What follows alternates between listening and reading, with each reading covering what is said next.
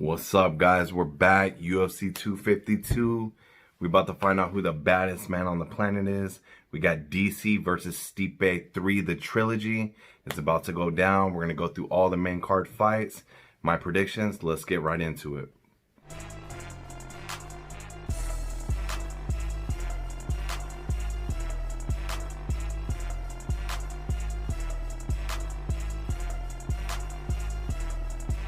First fight of the night, we got Magomed versus Ion.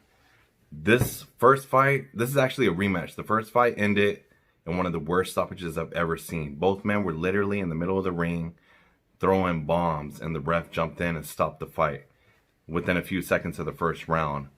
Magomed won by TKO, but it was with a lot of controversy from the referee.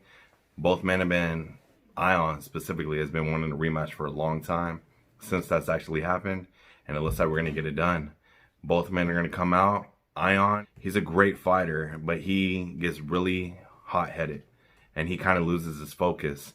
I think Magomed's actually going to take this. I feel like Magomed's a better all-around fighter. I actually see him getting this done by TKO. I'm going with round 2. I think he can knock him out in round 2. If not, he'll most likely get a decision. This is going to be a great fight to kick off the pay-per-view. Next fight of the night, we got Dodson versus Merab. Not even sure if I'm saying that right. Dodson is 1-2 in his last 3. He hasn't looked that great in his last few outings.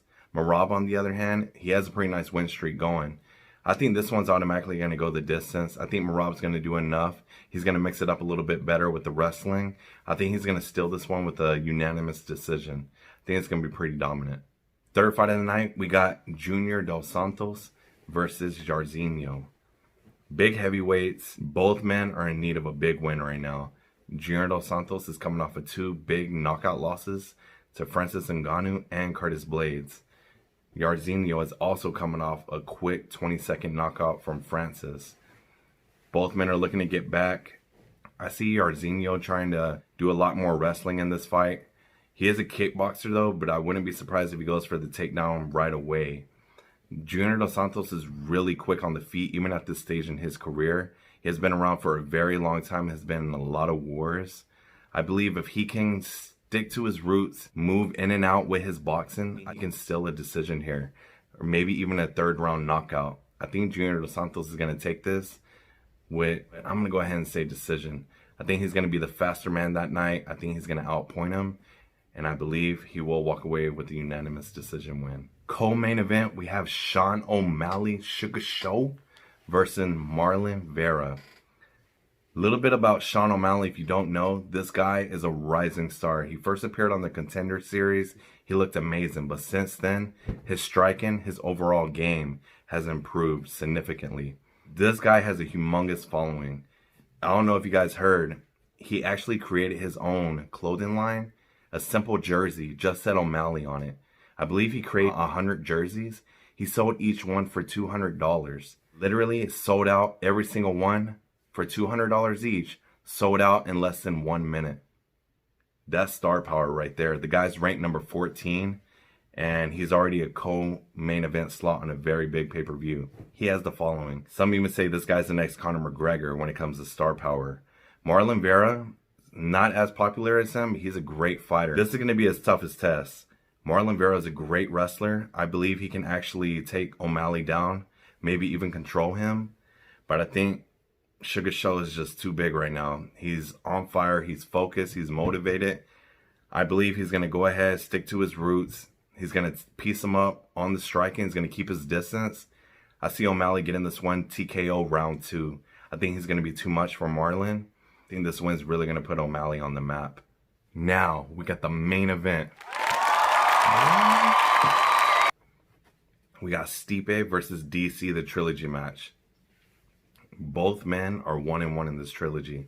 DC winning the first fight by knockout. Stipe winning the second fight by TKO. Both men want this win. Whoever wins this is actually going to determine who the greatest UFC heavyweight is. This one is going to be an all-out war. The first 2 fights were instant classics. DC has a very high IQ when it comes to fighting. He predicted exactly how he was going to beat Stipe. There are some things that he does. Stipe's not watching. No, there are some things that he does, especially when you get out of clinch positions where his hands are pretty low and that chin is way up in the air. He's got a big old face, and I'm going to try to crack him upside his head. He caught it to the point. It was a beautiful shot on the chin. Stipe was out.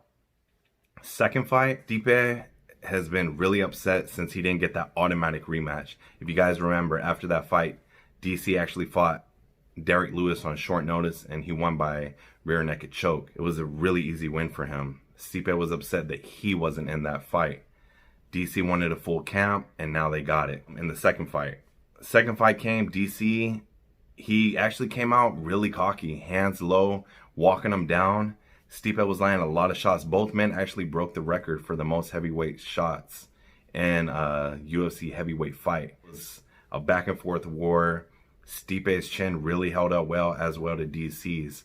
DC was actually controlling that fight for the first 3 rounds really well. And Stipe adjusted. He found the body shots and it hurt DC. He ended up putting him away TKO. It was a really big win for Stipe. DC actually contemplated retiring after that fight, but after talking with his family and trainers, he decided he didn't want to go out on a loss.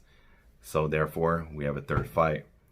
Both men look great. Stipe is pushing 40 almost. DC is 41. So I really believe this will be DC's last fight.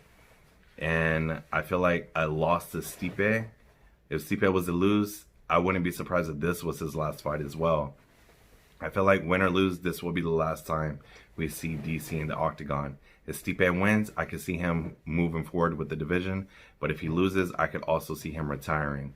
I think DC's the better overall fighter. A lot of people say Stipe has one of the best hands in the game. But if you look at some of his fight, he is very easily hit. He has been hit. He's been finished too with Stefan Struve. And he almost got knocked out by Alistair Overeem. So a lot of people will question his chin, but I mean, these guys are heavyweights. They wear small gloves. Any one of them can knock anyone out. I think DC's striking is just as good. He's a very short, stocky heavyweight, but we all know his bread and butter is wrestling. And I think he's light years ahead of Stipe when it comes to that. I think DC's going to come in and they're fighting in the smaller octagon. This one is going to be a 25-foot octagon. I believe this is going to be way more advantage to DC. I feel like he's going to be able to get to Stipe a lot faster. He's going to be able to take him down, and I think he's going to control him. I see it being on the feet a little bit, but ultimately this is going to be a grappling match, and I think DC is going to take this TKO on the ground or even decision. It's going to be a great night of fights. I'm ready. I'm pumped. Heavyweight is my favorite division, and I think both men are going to bring it. It's going to be fireworks. That's all we got tonight, guys. Until next time, UFC 253, Israel Adesanya versus Paulo Costa. UFC 252, don't miss it. Let's go.